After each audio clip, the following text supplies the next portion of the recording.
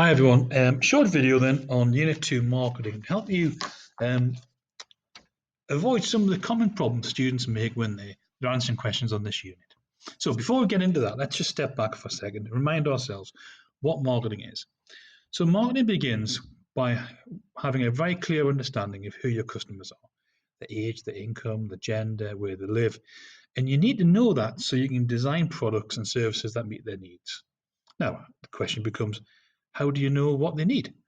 Well, that comes from your market research, and so you've learned many methods of primary research you can do, or you can also use secondary research, which is already out there. But ultimately, the idea is to understand what your customers want from you. Now, once you've done your research, you're going to get some results. And we call that research data. Now, sometimes the results are numbers, quantitative, sometimes the results are descriptions. But ultimately, by following these three steps, I now have a clear understanding of who my customers are and what those customers want. Right, so we then move into the second part of the course, where you say, having gathered this information, this is how I'm going to use it to maximize my sales and profits. So you create the marketing mix, sometimes called the 4Ps. And as you know, there are four things you've got to get right. There are four players to this team, and if any one of those players are weak, then the overall product will be unsuccessful. So you have to have a good product that customers want to buy. It needs to stand out from the competitors. It needs to be appropriately priced in a way that's going to be appealing to your customers, but also in a way that's going to make you money. And it needs to be supported with strong promotion so that customers actually want this product, they're aware of it, and they desire it enough to spend the money on it. And ultimately, it needs to be in a location, maybe a shop, maybe online on a website, but it needs to be somewhere convenient for those customers to buy your product. And if any of those four things are wrong, then it's going to the product's going to struggle in terms of sales. Now, the misconception here is that students see all of these things as separate from one another. They're like individual topics, but they're not, because marketing is a process that you've got to go through. Clearly, you can't make a marketing campaign of 4Ps unless you've done your research into what a specific group of customers want. But it doesn't end at that marketing mix either, because having launched your product, hopefully successfully, you immediately go back to carrying out more market research. So that's how PlayStation 5 will become PlayStation 6. We're constantly reflecting on what customers want, tweaking our advertising promotion, updating the design of the product, launching new products. And this process goes on and on and on and on, hopefully with your business becoming more and more successful over time. So marketing, not a set of standalone activities, it's a process.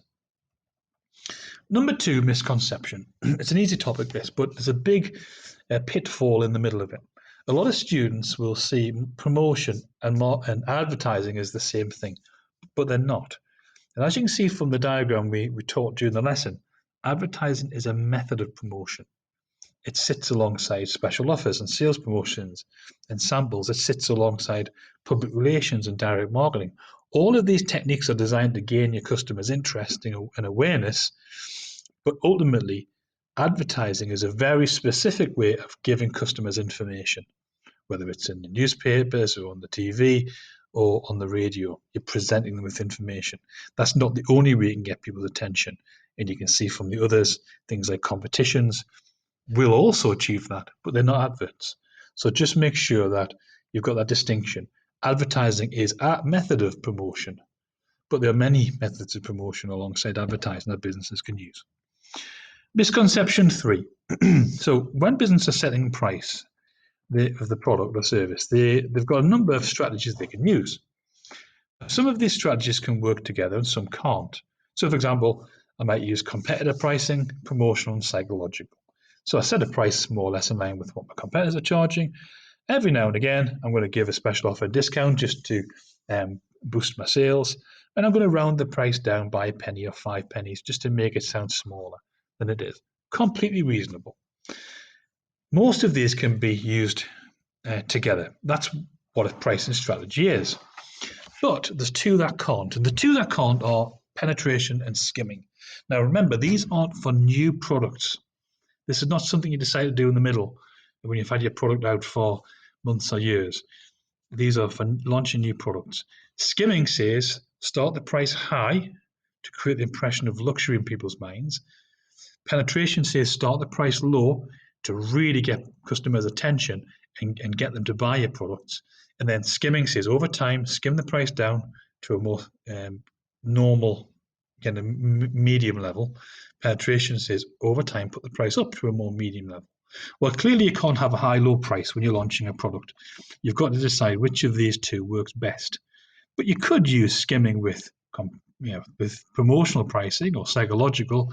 You could use penetration pricing with cost plus and competitor pricing. The point is, though, those two can't be used together. The final one misconception is to do with remembering the difference between quantitative and qualitative data. Now, qualitative, notice I've noticed the lit there. Well, it comes to the word literature, doesn't it? And what's literature? It's descriptions, it's books, it's explanations. And when you do research like this, it's about qualities. You're getting people's opinions and views and feelings, and you get nice detailed explanations, but it takes a long time to gather.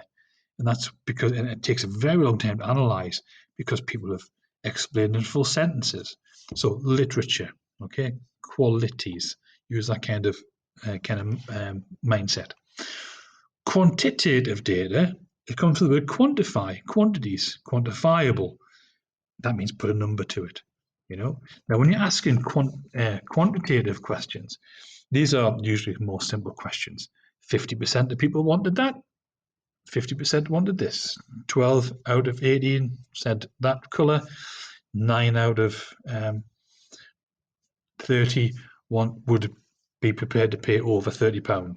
You're putting a number to it.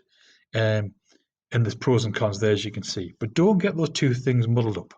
Quantitative, numbers; qualitative, detail, explanations, and depth. So, in a nutshell, don't forget, all the parts of marketing fit together. It's a process. Don't forget, promotion includes advertising, but they're not the same thing.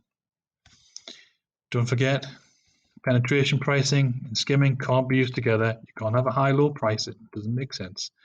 And finally, when you're gathering research and you get that data, if numbers, quantitative, quantifiable, and if it's detail, literature, qualitative.